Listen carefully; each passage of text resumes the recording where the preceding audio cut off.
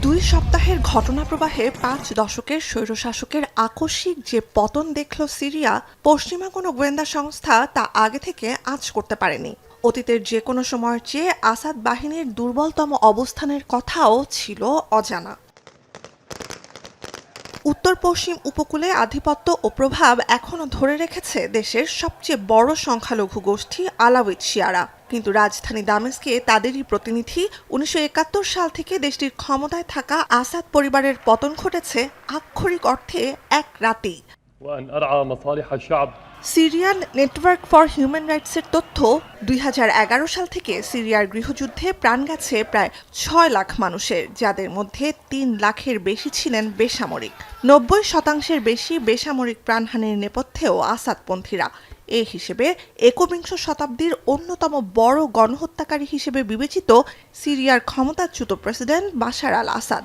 গেল ১.৫ দশকই প্রমাণ, ২.৫ দশক ধরে ৫৯ বছর বয়সী এ নেতা আর তার আগে ৩ দশক তার বাবা হাফিজ আল আসাদের সুদীর্ঘ শাসনামল ও ক্ষমতায় টিকে থাকতে একের পর এক নির্মমতার প্রতিক্রিয়ায় মূলত বিদ্রোহীদের এমন উত্থান। গেল ১ দশকে মধ্যপ্রাচ্যে বহুমুখী সংঘাতের কেন্দ্র হয়ে ওঠা সিরিয়া আসাদের আকস্মিক পতনে মিত্রদের প্রভাবশূন্য হয়ে পড়ায় ঝুঁকি আর অনিশ্চয়তা বেড়েছে বলে মনে করছে যুক্তরাষ্ট্র। Make no mistake, some of the rebel groups that took down Assad have their own grim record of terrorism and human rights abuses. We've taken note of statements by the leaders of these rebel groups in recent days, and they're saying the right things now. But as they take on greater responsibility, we will assess not just their words, but their actions. গৃহযুদ্ধের প্রথমার্ধ বেশ বিপদসংকুল ছিল আসাদ সরকারের জন্য।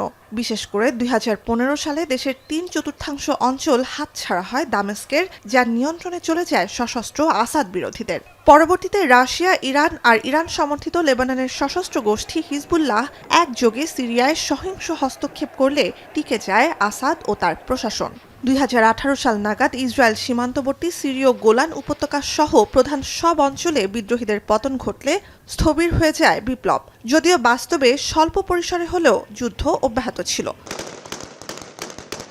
২ সপ্তাহ আগে অবিশ্বাস্য ক্ষিপ্রতায় সিরিয়ার দ্বিতীয় বৃহৎ শহর আলেপ্পো পুনর্দখলের মাধ্যমে আসাদ বিরোধীরা বুঝিয়ে দিয়েছিল স্বৈরশাসকের পতন কেবল সময়ের ব্যাপার।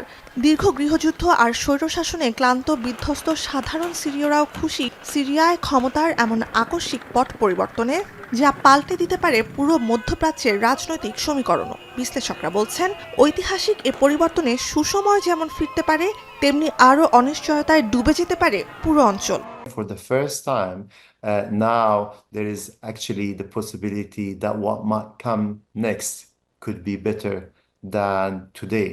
And for sure, there is the risk that it could be worse after 13 years of conflict, that the situation will only get worse, and that Assad will then give it to his son. আসাদের পতন ইরানের আঞ্চলিক শক্তিতে এ যাবৎকালের সবচেয়ে বড় আঘাত। ক্ষতিগ্রস্ত যুক্তরাষ্ট্র ও পশ্চিমা আধিপত্য বিরোধিতায় নেতৃত্ব দেয়া রাশিয়াও। এতে প্রাথমিকভাবে লাভবান যুক্তরাষ্ট্র ও ঘনিষ্ঠতম মিত্র ইসরায়েল। আসাদ ও মিত্র ইরান রাশিয়ার বিরুদ্ধে জয়ের লক্ষ্যে গেল কয়েক বছরে বিদ্রোহীরা পশ্চিমা বিরোধিতার সুর নমনীয় করেছে বলে মধ্যপ্রাচ্যে ক্ষমতা আরও সুসংহত হল ইসরায়েল ও যুক্তরাষ্ট্রের।